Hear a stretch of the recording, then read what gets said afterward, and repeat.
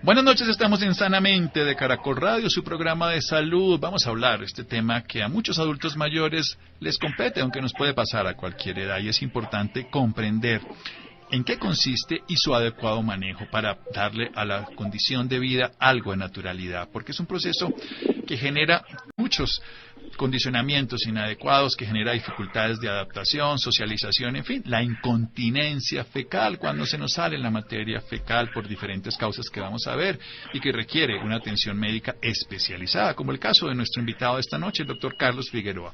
Él es coordinador del servicio de coloproctología de colon, específicamente también del ano, del recto. Es el médico de la Universidad Nacional de Colombia, cirujano general y coloproctólogo de la Universidad Militar Nueva Granada e instructor en cirugía de la Universidad del Rosario, en el Hospital de Medellín. Doctor Carlos Figueroa, buenas noches, gracias por acompañarnos aquí en Sanamente Caracol Radio. Muy buenas noches, doctor Santiago. Es un gusto, gracias por la invitación. Antes de entrar en tema de la incontinencia, hablemos, y aunque suene natural que todos lo sepamos, ¿cuál es la función del colon, del recto y del ano dentro de todo el proceso del organismo, la función general del organismo? Pues mira, el colon básicamente es lo que conocemos como intestino grueso, large colon en inglés, y se compone de varios segmentos, aunque en términos generales pues es un solo órgano. Tiene el apéndice fecal, que es cuando uno de la infamilia de apendicitis nace en el colon. Está el ciego, está el colon ascendente, el transverso, el descendente, el sigmoides y el recto. El colon, desde el ciego hasta el colon descendente, tiene propiedades absortivas. Básicamente, al llegarle el quimo, el bolo fecal, al llegar al colon se deshidrata y ahí es donde se forman las heces fecales. El colon tiene una importante función en cuanto a la absorción de agua, electrolitos, algunos cofactores de vitaminas, y es básicamente eso, deshidratar la materia fecal para tratar de reciclar la gran mayoría de agua que se gasta en los procesos digestivos altos. El recto y el ano tienen una función de reservorio de la materia fecal y de esfínter. Entonces el recto ya no tiene funciones absortivas. Cuando la materia fecal cae al recto, pues se desencadena todo este proceso de la continencia fecal, un proceso muy complejo en el cual intervienen muchos factores anatómicos y fisiológicos, y pues lo que hace básicamente es almacenar la materia fecal para que, pues, dependiendo del momento, la persona la pueda expulsar. Eso a grosso modo es el colon y el recto. Perfecto, sí, para que lo entendamos de una manera integral, porque el intestino grueso evita que el agua, por eso cuando tenemos diarrea y no se hace la absorción, pues evidentemente perdemos agua, electrolitos, claro. Y viene la deshidratación. Gracias a este órgano lo estamos absorbiendo, el recto guarda la materia fecal y se prepara para que sea el momento adecuado y sale a través del ano. ¿Cómo se produce el estímulo para que nosotros hagamos deposición y cuánto sería lo natural que nosotros deberíamos hacer? ¿Cómo sería una deposición natural? Pues lo aceptado es que uno no haga más de 3 deposiciones al día, aunque uno podría pasar un poquito este número sin que haya mayores problemas. Para hablar de diarrea, uno debería pasar este número de deposiciones de 3, pero también es importante las características. Si es un bolo fecal formado, grueso, blando, y uno tiene 4 o 5 deposiciones al día, pues no habría tanto problema. Podríamos estar en el contexto de algún síndrome de intestino irritable, pero en términos generales 3 al día. ¿Cómo es el proceso? ¿Cómo hace el cuerpo para que le diga a uno, y además para que la gente a veces tiene costumbre, dice yo me despierto y lo primero que hago es ir al baño, pero cómo se genera ese estímulo para que se pueda producir y para que se pueda evacuar la materia fecal? Porque ahora vamos a hablar de esa incapacidad de retenerla, pero primero sabemos cómo la evacuamos. Todo nuestro cuerpo está gobernado por el cerebro y la médula espinal, o sea, el tejido nervioso que está cubierto por la columna vertebral. Entonces, la fase cefálica aunque eso está un poquito revaluado, pero es muy interesante desde el punto de vista fisiológico para que la gente lo entienda más o menos. Cuando la fase de la digestión empieza la fase cefálica, que es cuando uno se imagina comer o le da hambre, entonces empieza empieza a salivar, correcto, que es para que se lubrique cuando uno come, se lubrique el paso por el esófago. Entonces empieza a mover todo el intestino, y por eso es que algunas personas apenas se levantan y tienen hambre, pues al haberse este estímulo central, el intestino se mueve y si tiene algo de materia fecal en el colon la expulsa. Otras personas apenas comen, pues se empieza a mover el intestino, tienen un tránsito intestinal bastante bueno, entonces después de comer van al baño, eso es perfecto. Cuando uno le llega la materia fecal al recto, se produce un proceso neurofisiológico y que también tiene una intervención anatómica que se llama el reflejo rectoanal inhibitorio. Entonces le cae a uno la materia fecal al recto, y el recto es muy rico en terminaciones nerviosas. Las neuronas extienden sus terminaciones nerviosas hasta allá, y al sentir que cayó popó, ellas relajan el esfínter anal interno. Entonces a la persona inmediatamente se le dan ganas de tener defecación, pero pues si socialmente, o sea, si está en un sitio donde puede, pues va al baño y la tiene. Si no la puede, el cerebro le dice al músculo que no puede tener la defecación, ese es el músculo vuelve y se cierra, y el recto se agranda, se vuelve una bolsa para que el popó se devuelva y se almacene, y uno puede ir al baño cuando está socialmente aceptado, pues cuando uno tiene las condiciones. Entonces eso es básicamente que la materia fecal alcance las terminaciones nerviosas que están en el recto distal, en el canal anal, y ahí se desencadena todo el mecanismo neurofisiológico de la defecación.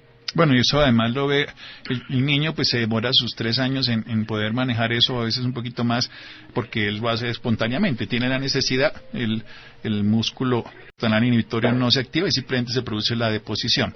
Pero hablemos ahora del otro lado. Después de un pequeño corte vamos a hablar de lo que nos compete al tema de hoy, de hablar de esa incapacidad de contener la materia fecal que ocurre en cualquier edad, pero sobre todo en el adulto mayor, la incontinencia fecal. Seguimos en un momento en Sanamente de Caracol Radio. Síganos escuchando por salud. Ya regresamos a Sanamente. Bienestar en Caracol Radio. Seguimos en Sanamente. Seguimos en Sanamente con el doctor Carlos Figueroa. Estamos hablando con un coloproctólogo, que es además instructor en cirugía de la Universidad de Rosario en el Hospital de Medellín, y que es coordinador del servicio de coloproctología.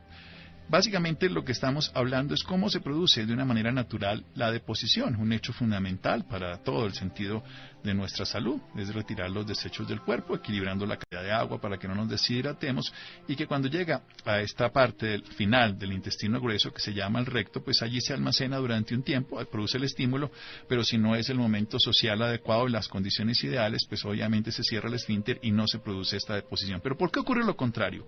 ¿Por qué no se puede contener la deposición en la incontinencia fecal? Pues mira, hay muchos mecanismos que interfieren en el mal funcionamiento de los músculos y de todo este proceso de la defecación y de la continencia en sí. La causa más frecuente por la cual nosotros tenemos incontinencia fecal es nuestro propio envejecimiento.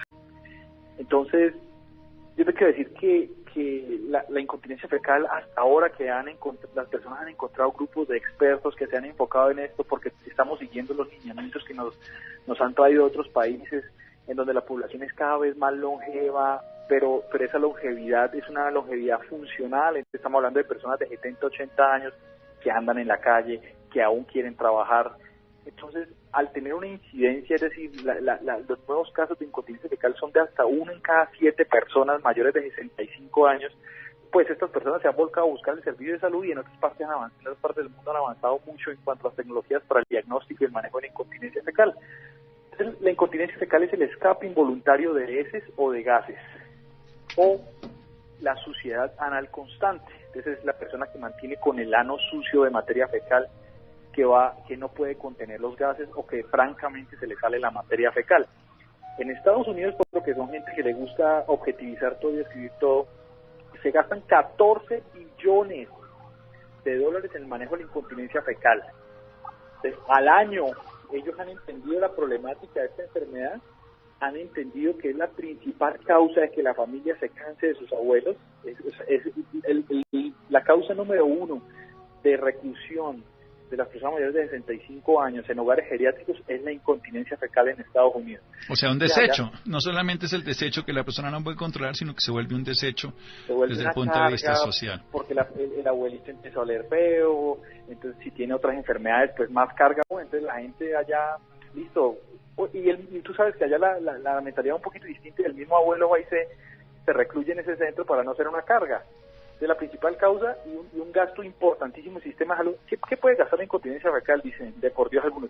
Mire, la carga de pañales y de medicamentos para la incontinencia fecal, pues son esos 14 billones de dólares al año que se gastan allá. Entonces, por eso han tratado de investigar en muchas terapias para tratar de acortar gastos y para tratar de no hacer pañitos de agua tibia ni manejo sintomático para la incontinencia, sino de verdad tratarla y poder darle una solución a la persona para que vuelva a ser funcional. ¿Por qué no nos explica dentro de esta misma terminología y sentido qué es lo que es el prolapso.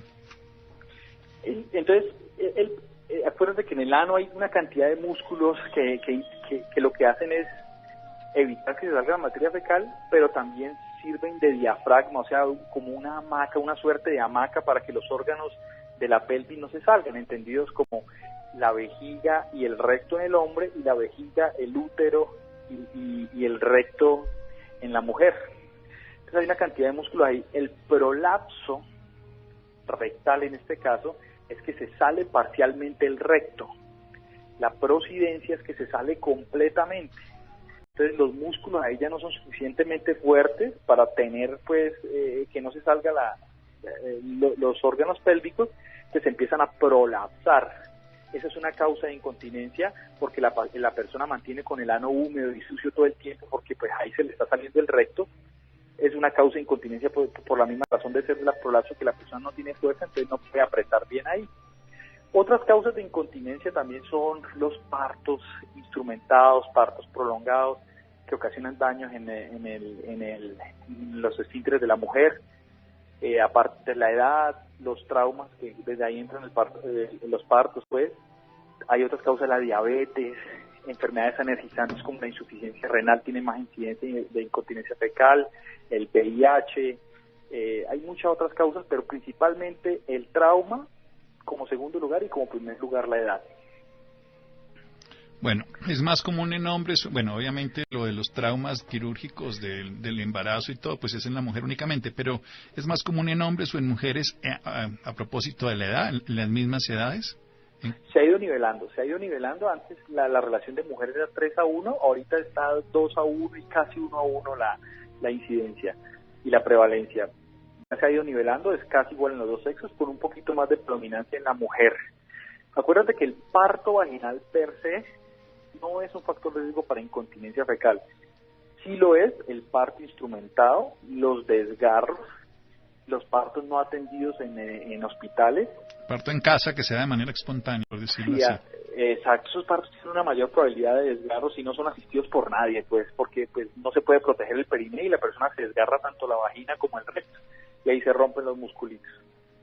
Bueno, pero va desde problemas pequeños como que salen de manera espontánea las heces, que esto es socialmente, pues obviamente vergonzante, que tenga una incontinencia simplemente de gases, pero también que se salgan las heces y lo que usted dice, que esté, pues popularmente, que esté untado de materia fecal, el pañal, el pantaloncillo, esto además genera olor, genera trastornos sociales y también algo que es muy importante, baja de autoestima. Por eso quiero que nos cuente después de un pequeño corte qué se puede hacer, cómo podemos desde una edad anterior hacer algún tipo de prevención, desde el momento en que ocurre esto, y esto es lo que usted hace, que son procedimientos mucho más completos y complejos que sería la cirugía. Seguimos en un momento aquí en Sanamente de Caracol Radio hablando con el doctor Carlos Figueroa sobre la incontinencia fecal. Síganos escuchando por salud. Ya regresamos a Sanamente. Bienestar en Caracol Radio. Seguimos en Sanamente.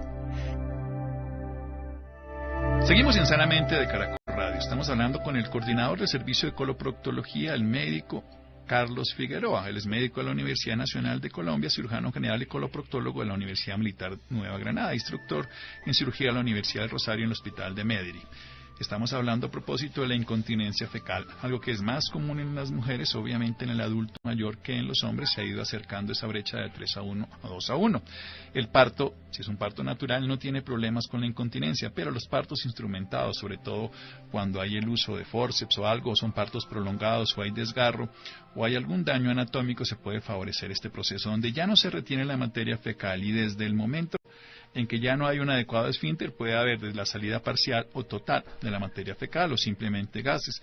Esta es la primera causa en Estados Unidos de llevar al adulto mayor a un ancianato, a un geriátrico, ya sea por el mismo componente emocional, afectivo que genera en el adulto mayor, o también por lo que los familiares o los cercanos pues no quieren manejar. Tiene un alto costo desde el punto de vista del manejo, por pañales, por medicamentos y hasta por procedimientos que puedan llegar a recuperar. También se puede observar esto, además de los traumas del parto, por traumas de cualquier otra índole en la zona, por enfermedades donde hay incapacidad de mantener una vitalidad adecuada. Puede ser, por ejemplo, el paciente con VIH, o por daños neurológicos en las neuropatías o vasculares como en el caso de la diabetes, y por daños generales como puede ser la insuficiencia renal, cualquier enfermedad que genere encamamiento, emaciación, o sea que la persona se adelgace y quede prostrada, puede favorecer esto, como puede ser cualquier enfermedad terminal. Lo importante entonces es que también puede salir una parte del intestino grueso, una parte parcial del recto, una parte final del intestino grueso donde se deja como reservorio, donde está ahí guardada la materia fecal que en el momento adecuado puede salir abriéndose el esfínter que está en el ano, o cuando sale completamente, que se llama una procedencia rectal. ¿Qué se puede hacer para todo esto, doctor Carlos Figueroa? ¿Cómo podemos hacer desde un tiempo pequeño antes para que tengamos una prevención o para un manejo adecuado cuando ya existe este proceso? Pues evitar, o sea, la principal causa de incontinencia fecal es el propio degeneramiento, entre comillas, nuestro propio vejez. Entonces los nervios ya no llegan de una forma robusta hasta el ano para hacer que se contraiga, digámoslo así, ya no tiene suficientes terminaciones nerviosas y los músculos ya están más delgaditos, etcétera. Entonces es nuestro propio proceso de envejecimiento, entonces empiezan estos trastornos. Si esa es la principal causa, el tratamiento, primero hay que hacer el diagnóstico y hay que saber por qué la persona tiene la incontinencia fecal.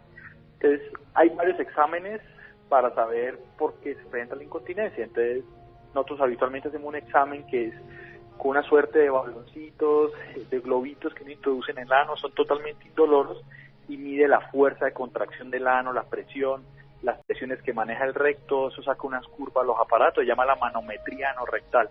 Con la manometría anorrectal nos damos mucha idea de si el paciente ha tenido como una atrofia, entre comillas, del recto o de los músculos anales. Y según eso podemos dar un tratamiento.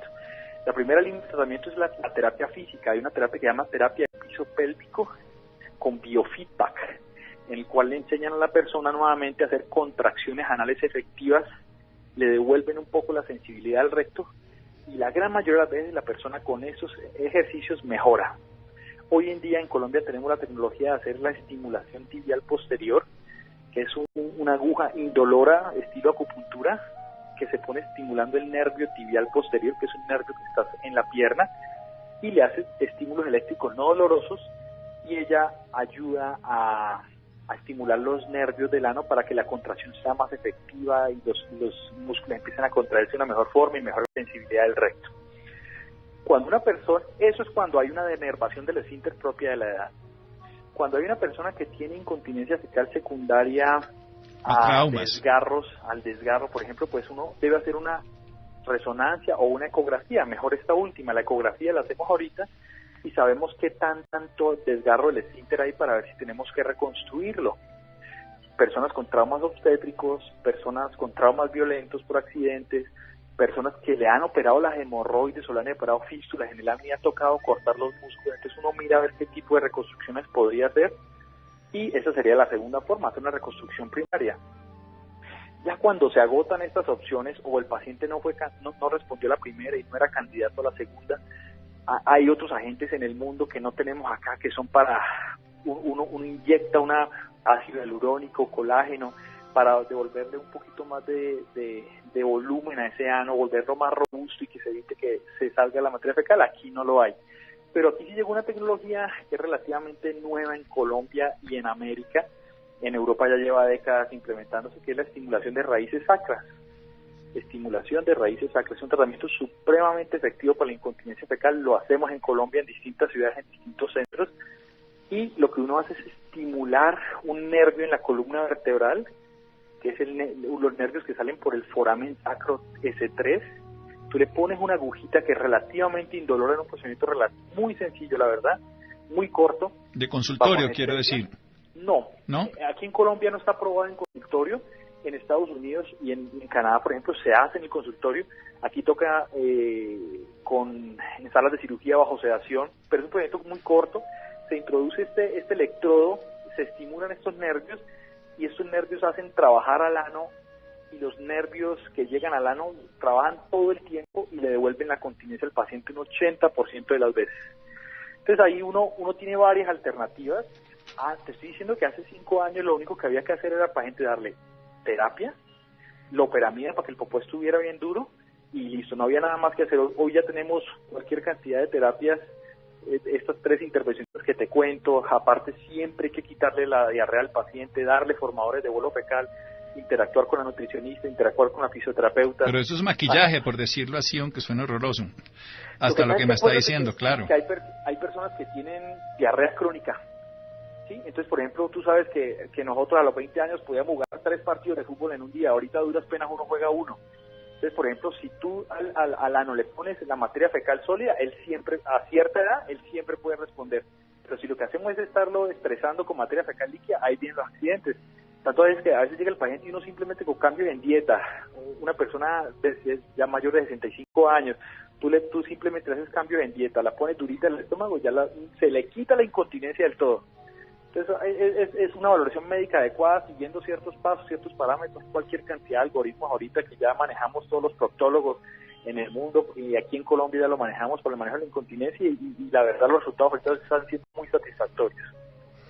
Bueno, entonces tenemos, lo primero es hacer un diagnóstico con la manometría anorrectal, que se pone unos baloncitos para saber exactamente el tono, la fuerza, la capacidad, y ver realmente bajo el estímulo cómo puede llegar a ser continente o no el esfínter. Luego se puede hacer terapia de piso pélvico, que son como los ejercicios de Kegel, que son los ejercicios que se hacen para las mujeres para tener tono en el piso pélvico, que es lo mismo, ¿no? Que son contracciones que la persona que todos lo sabemos, además, que es lo que podemos hacer incluso para orinar o retener la orina, porque es el mismo estímulo de la micción. Lo que pasa, doctor, es que hoy en día, por ejemplo, los ejercicios de Kegel han entrado un poquito en desuso cuando se hacen solitos, porque al compararse con el biofeedback, que es que le ponen al paciente un monitor, le ponen los electrodos en la colita y el paciente sabe cuándo está haciendo contracciones efectivas, entonces los ejercicios de Kegel se potencian al máximo, porque el paciente aprende cuándo es una contracción efectiva, cuándo es inefectiva, etcétera. Pero en términos generales sí. Perfecto, bueno, sí, es un avance, digámoslo así, además ya en este momento un sistema multimedia, por decirlo de esa manera. Eso, más así. Sí.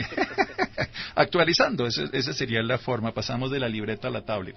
En ese caso, pudimos utilizar entonces un ejercicio viejo, que son ejercicios de Kegel, que son ejercicios de contracción, pero se pueden objetivizar a través del biofeedback, o sea, la persona es capaz de darse cuenta si el estímulo es adecuado, se mide y se ve el resultado.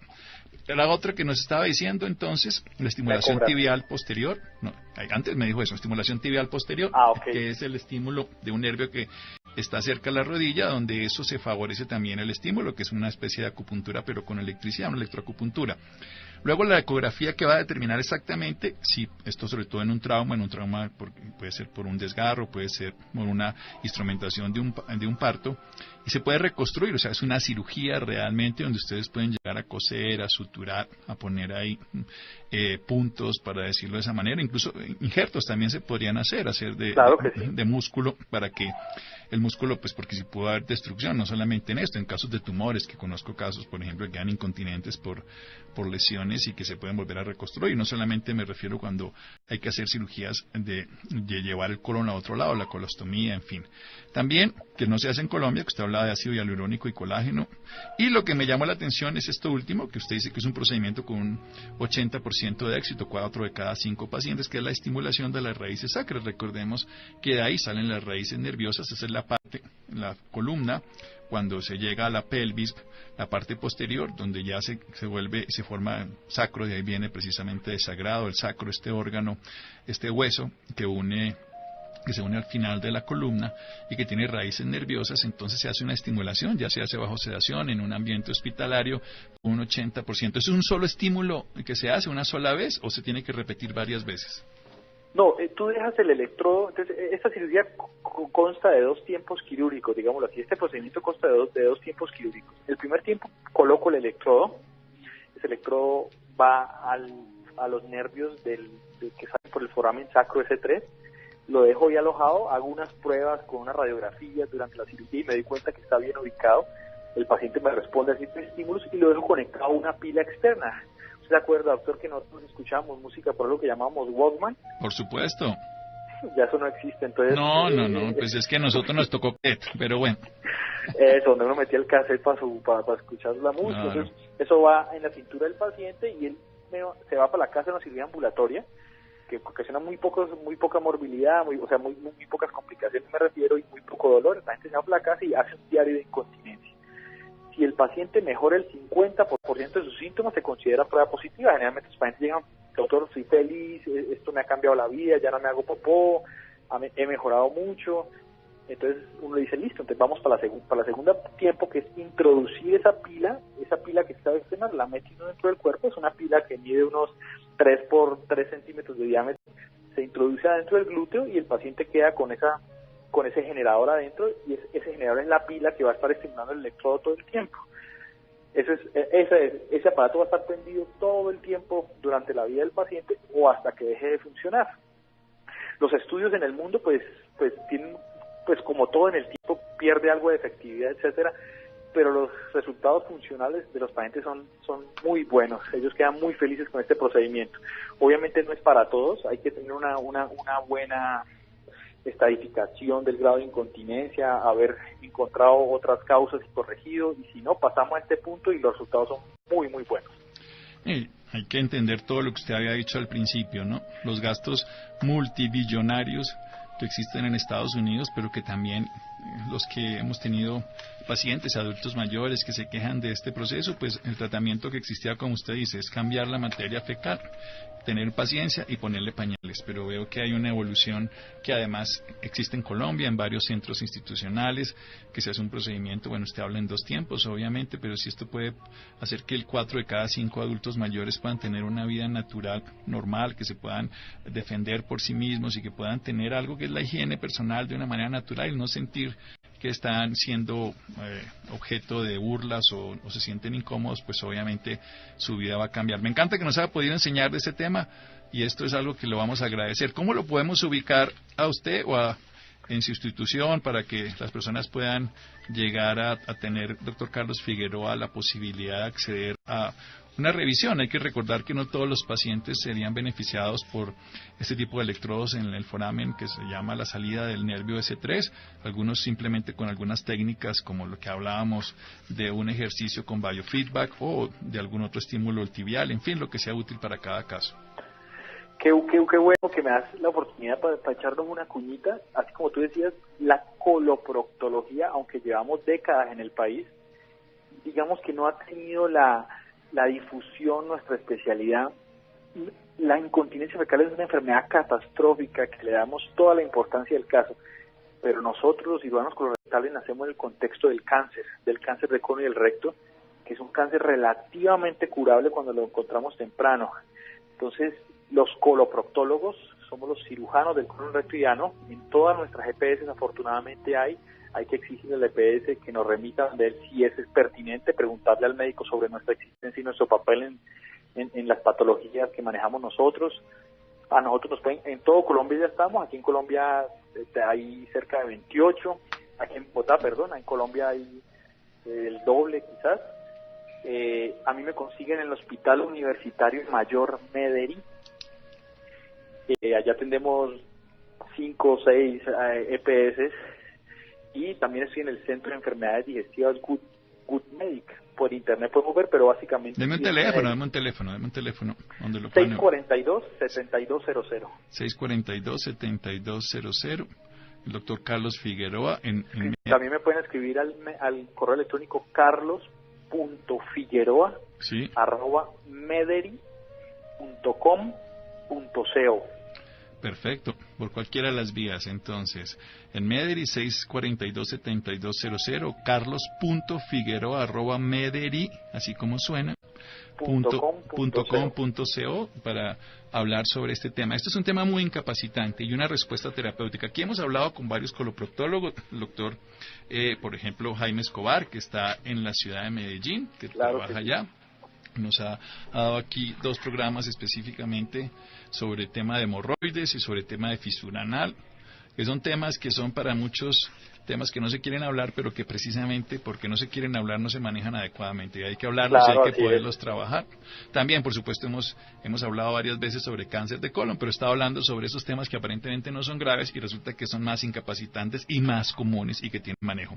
Doctor Carlos Figueroa, carlosfigueroa@mederi.com.co, carlos.figueroa, se pueden comunicar, o 642-7200. Muchísimas gracias, muy buen tema y sobre todo que tiene solución. Doctor Santiago, muchas gracias por la invitación, un gusto gusto estar con ustedes. Bueno, descanse. Seguimos en Sanamente de Caracol Radio.